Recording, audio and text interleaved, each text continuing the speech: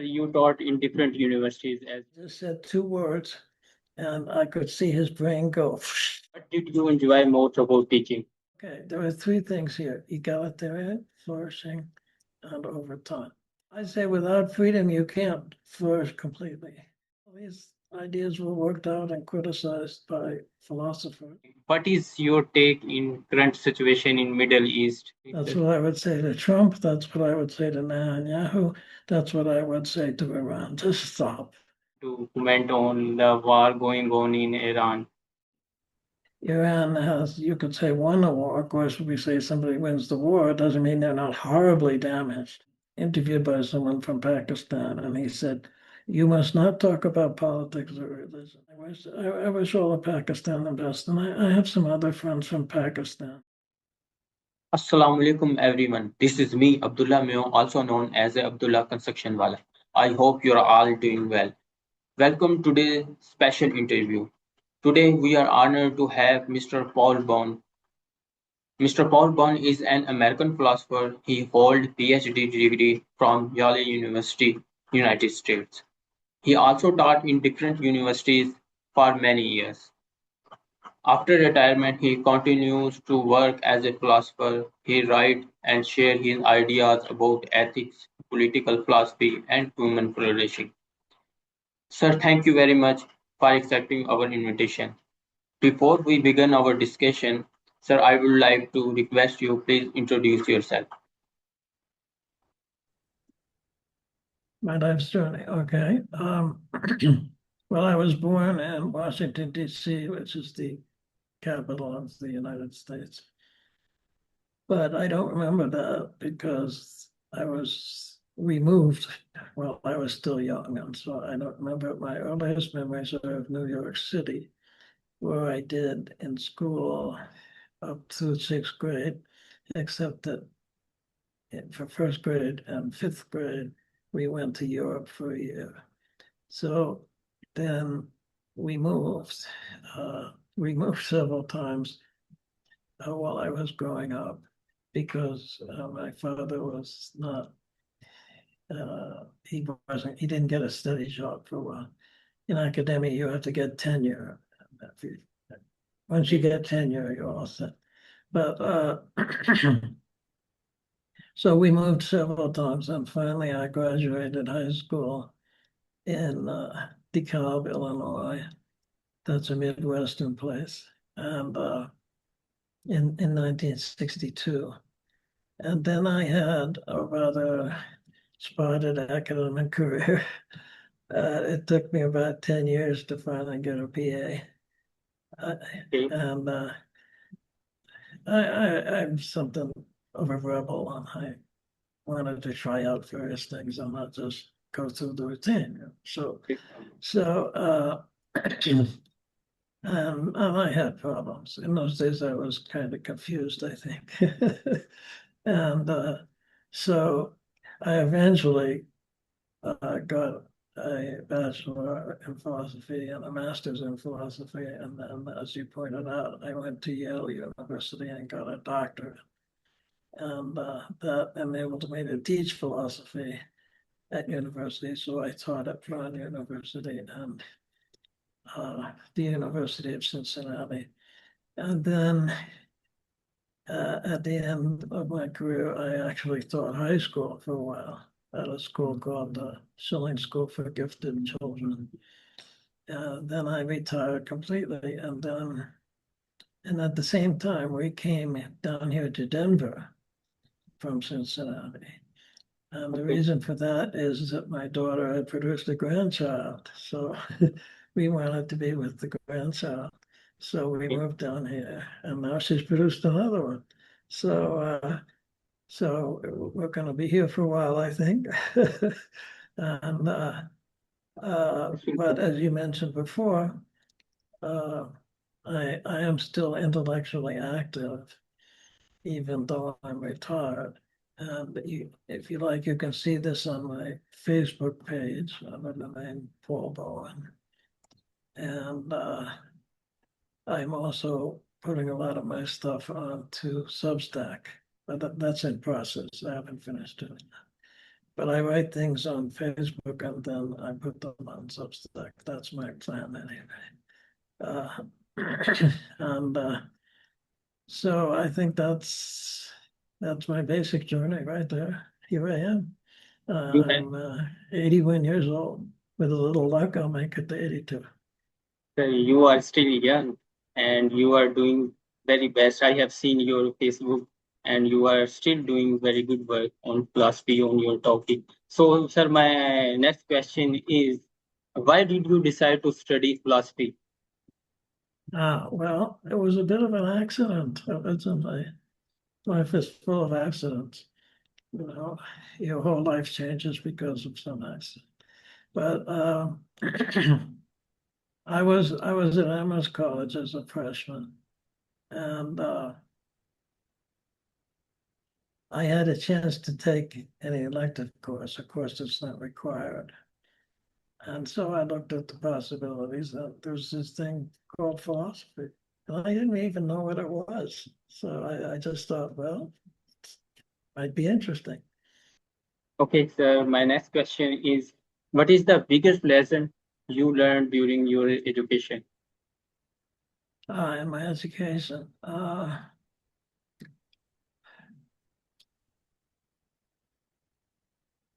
I think I think that a very important lesson for me in education was um, that I had too many interests.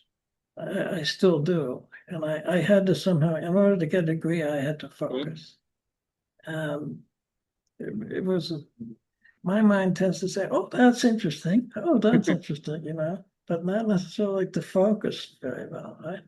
So I had to learn to get this dissertation done. I had to focus. So every morning I would get up and I would tell myself, you can't eat breakfast until you do 10 Okay. minutes So, on your dissertation. And then once I got started, I went on for more than 10 minutes. It's sometimes hard to get started on something, you know what I mean? And then once you get started, then it goes. And so I just said no breakfast until you do some work on your dissertation. And that actually worked. It was close. I pushed the deadline. I got it in at the last possible minute, but it worked. So I think I learned how to discipline myself a little bit. I don't like discipline in general, but I learned to discipline myself and get the job finally get the job done. So well, that's you my have a answer. great experience there. So my next question is, sir, you taught in different universities, as you mentioned. So what did you enjoy most about teaching? Teaching. Well, I think what I enjoyed most is when students got it. You know, I mean, there are two kinds of students, roughly speaking. Uh, there's the one kind that will do the work if you insist, uh, and then they will probably forget about it. They study for an exam the night before the exam, and maybe they pass the exam, but it doesn't stay in their mind, and they don't really care about the subject, or they just want to get the degree. Uh, and that's an exaggerated case. I mean, most students are different, but that's the one extreme case. The other extreme case is a student who just loves the subject. Okay, so when and then they do all the work. I don't have to do any work hardly. I just have to answer their questions. That's all. And I much prefer that kind of student. I think all teachers prefer that kind of student. And I often had students like that where sometimes all I have to do was to say a couple of words and then to go, they would fill it all in. They would make the connection. And that was always very pleasing to me. It's tedious to go to the board and write everything, and they copy it down, you know. But this, I just said two words and I could see his brain go And his eyes lit up because he saw it. It was really a very complicated relationship, but he saw it. And that's a great moment when that happens. Plato, the ancient Greek philosopher Plato, sometimes says the student has to take the flame. It's like lighting one candle with another candle. Once you've lit the other candle, you don't have to stay hang around, and now it goes by itself. And I think as a teacher, I think I focus on trying to get the student to love the subject. If they love the subject, then they will. I don't Yes, have to exactly. nag them. They will study it. If they don't love the subject, then it's just a struggle. It's just a struggle. Exactly, sir. Well said. So yes, I think that's my answer to your question. Okay. Okay, sir. My next question is, even after retirement, you are still writing and sharing your ideas. What motivates you to do that? What convinced me to do that? Is Well, because I think that it gives my life meaning. I have always wanted, you see, I believe that philosophy can change the world. Some people think, oh, it's just an academic thing. But if you Mhm. actually look at history, the ideas that rule people's thinking often come from philosophers and or from theologians, but often, there's a connection between philosophy and theology. Theology is the philosophical treatment of religion. And so these ideas are very powerful. The idea of democracy, for example. Well, these ideas were worked out and criticized by philosophers. That's a very crucial concept in my philosophy. Just about everything else comes out of this idea, which in turn comes out of the idea of flourishing. But okay, there are three things here: egalitarian, flourishing, and over time. Now, egalitarian, well, flourishing, I explained before, it means that you're successful in doing what you're trying to do. You're using your eyes and your mind and your physical strength and whatever. Uh, okay, so people flourish to different degrees. I mean, if you're poor and you're sick and you belong to a group that's persecuted and you're starving, then you're not flourishing very much. Yes, So, exactly. but if you get all wonderful things, food and shelter and a wonderful education, and you have a great community and your family works and all this, then you're really flourishing. Exactly. Okay. So what you got, so I think the society wants to have as much flourishing for people as possible.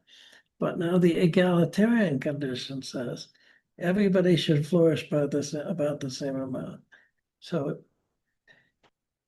you can't say, oh, this society has a tremendous amount of flourishing because look at these rich people, they're really flourishing. So Exactly. the total flourishing, you have to consider all the people. It is best if they flourish about the same amount. And I think this is historically true. If you look at history, if you look at sociology, you'll see that egalitarian societies flourish better. People flourish better. Okay, and that leaves us with the overtime thing. And I just put that in so that we couldn't suddenly use up all our resources and we have a wonderful time. And we say, boy, we're really flourishing. But then you use up everything and now you're really not flourishing, right? Exactly. So the society should keep on flourishing. It shouldn't just have a big explosion of flourishing. So that's what that means. The basic idea is flourishing is a good thing. A good society has lots of it. Of course, it depends on conditions. You can't blame a society if they're being invaded and they have three volcanoes erupting and that's plague. Well, they're not going to flourish, but it's not the fault of them. So you look at it statistically. Okay, so that's what it is. That's what egalitarian flourishing over time means. Well explained, sir. We understand that. topic. So my next question Yeah. is, what is the role of ethics in a good society? Okay. Well, I think that some ethical systems are better than others. And what makes them better? Because when people have that ethical system, there is more egalitarian flourishing over time. Okay, so we test the morality by its results. If you take this morality, people are miserable. If you take this morality, people are all happy and doing wonderful things. Well, this is the morality to take. Why Okay. choose the one that makes everyone miserable? And so that this is how I. So the problem is that if you want to do ethics, you work this question out. What makes people flourish? What makes people flourish in an egalitarian world? How should the individual act as a member of society in order to help that society to have egalitarian flourishing all the time? And the answer to that is the good society requires the right ethics that makes egalitarian flourishing all the time. Uh, and so the role of ethics is to, well, it determines a lot about what happens in the society. Um, and because, if people have a certain ethics, that's the way they're going to behave. It influences their behavior. I mean real ethics that they really believe in. I mean, sometimes people would say, oh, yes, I believe in being kind to cats, but actually they hate cats. Right? That they kick cats whenever they see them. No, this is their real morality is not what they say, it's what they actually do. And so, since morality has this tremendous influence on what happens in society, I, I think that's what the role of ethics is. It influences society in this way. Shall I go on to the next one? Or Okay, I'm not sir. My hearing you. ne- There my you my are. next question is, can people flourish without freedom? Well, as I said before, flourishing is a matter of degree. I mean, if you're Okay. starving to death and then somebody gives you some food, oh, you're better now. Yes, You're exactly. flourishing more, right? Uh, now, I say without freedom, you can't flourish completely. Uh, you can survive, yes, you can survive without freedom. But if society doesn't give you certain freedoms, then your flourishing will be very limited. In that sense, you could say, no, you can't flourish fully without freedom. But unfortunately, you have empires where most people are terribly poor, but those things work, or they did at one time in history.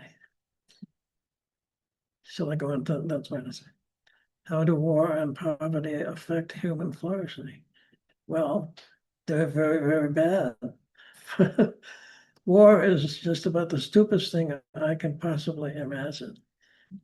I mean, imagine people from outer space looking down on us and say, what are these Earth people doing? They're just killing each other and blowing up all the valuable resources that they have. They are crazy. They are nuts, right? And that's how I feel about it. It's certainly, it is just a total negative as far as human flourishing goes. Uh, and the best you can say is that sometimes one side in a war is a little better than the other side. I tend to favor. Okay, sir. My next question is, how can education help people flourish?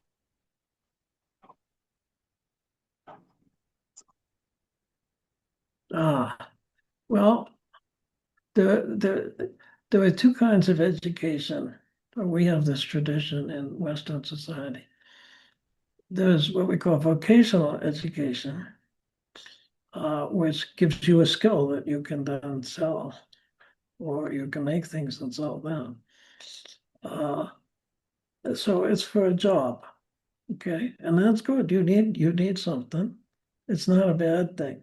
But then on top of that, if you want to flourish some more, we have what we call liberal arts education. And this is things like, well, philosophy is part of that. And Just learning literature. You go to college, you might take a course just in literature. It's not that you're going to become a great writer. Maybe you will, but maybe not.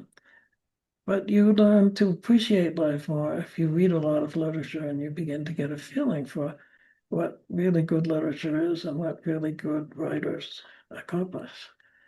Uh, so I would say there's two levels of flourishing. You need to do vocational education until you've got money, and then you Yes, need to, exactly.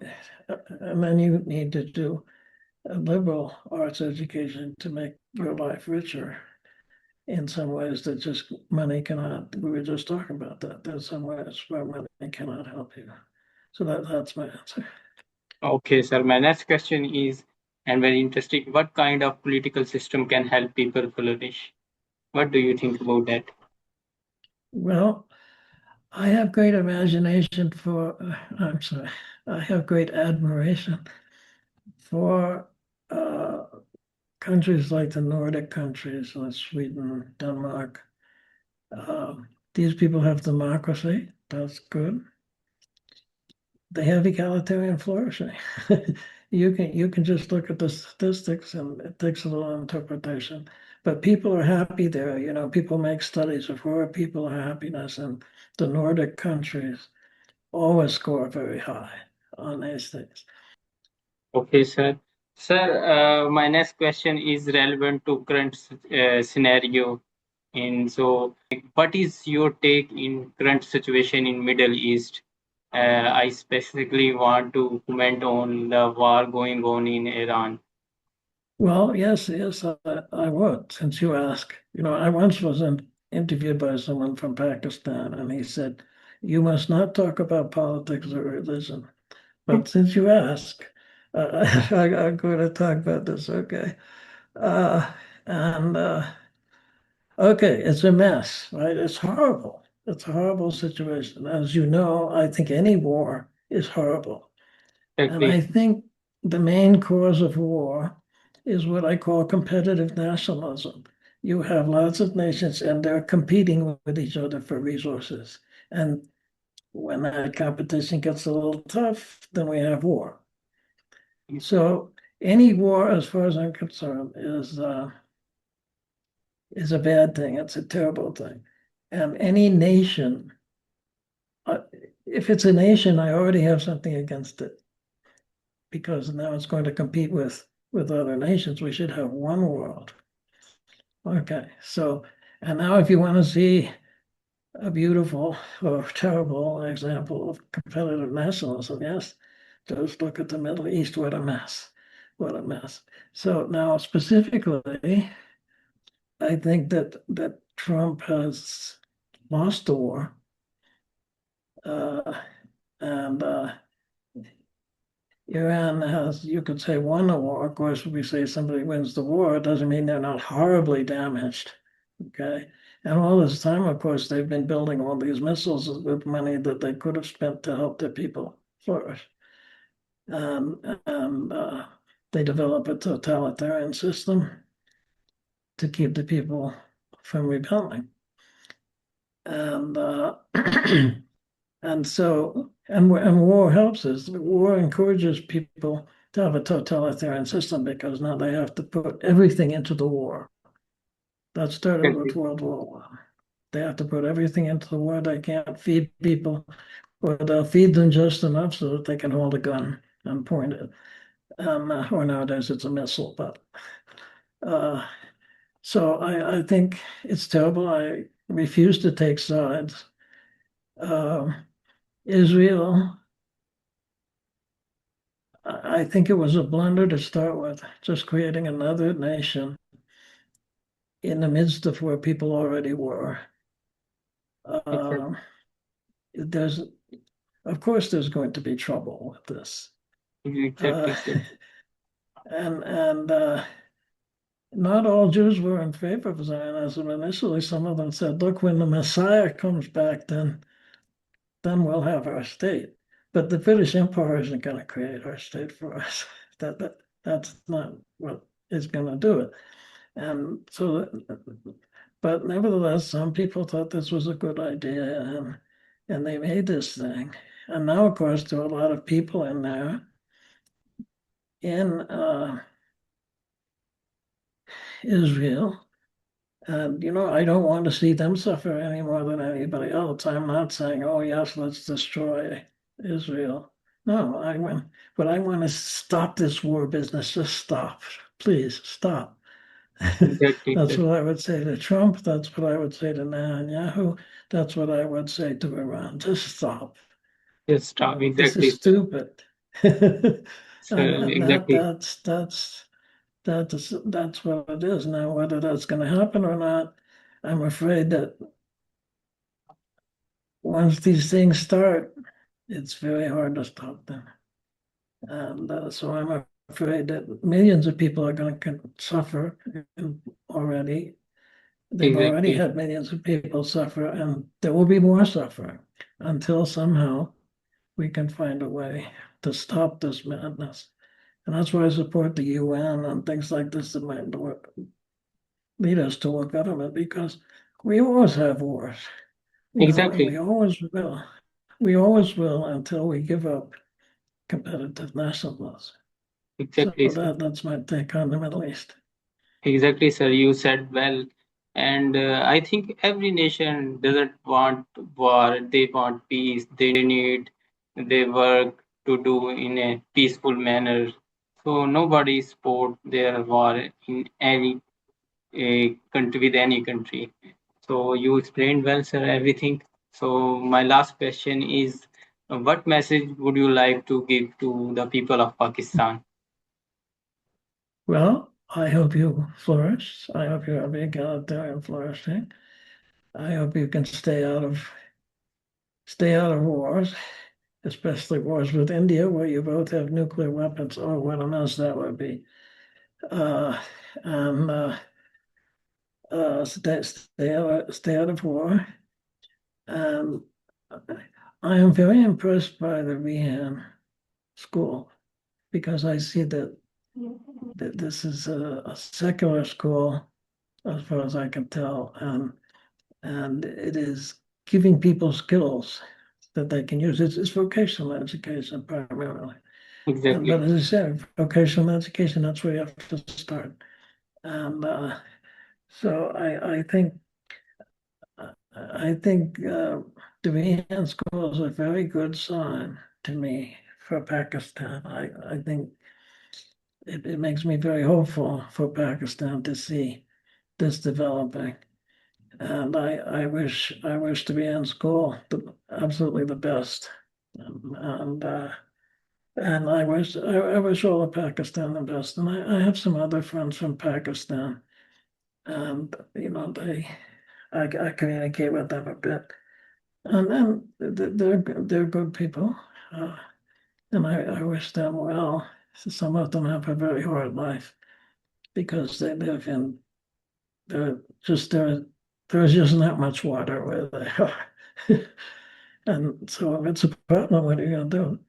And so so I wish them well. I wish you well. I'm very grateful for you for having me and letting me explain my ideas. It's a great honor uh, uh, to have you interview me. Thank you very much, sir. And I welcome you to come here in Pakistan. May you ever visit, and you will see the hospitality of people of Pakistan, inshallah. So, sir, thank you very much once again. You're And we welcome. learned a lot from your insightful um, things that you have told us, and the things you shared with us from your experience, and the way you explained every question. I think every person will learn something from your interview. So, Well, they're very I, good questions. so I would like to thank you again. I hope to see you again in any other interview session, inshallah. Well, if you want to interview me again, just let me know. Okay, sir. Thank you very much, sir. Goodbye. Thank you. Thank you. Goodbye.